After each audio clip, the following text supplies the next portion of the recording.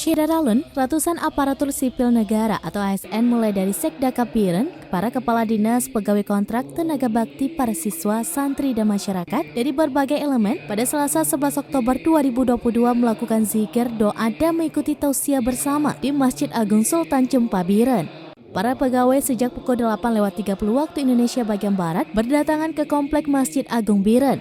Hadir juga unsur Forkopimda Biren termasuk para ulama maupun tokoh masyarakat Biren. Zikir dan tausiah bersama Tengku Haji Muhammad Yusuf Awahab dilaksanakan dalam rangka hari jadi ke-23 Kabupaten Biren.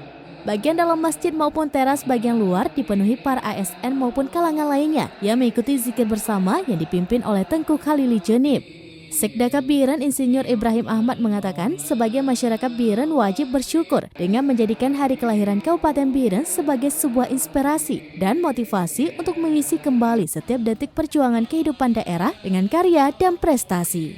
Dari Biren, Ismail Idris, Serambi On TV.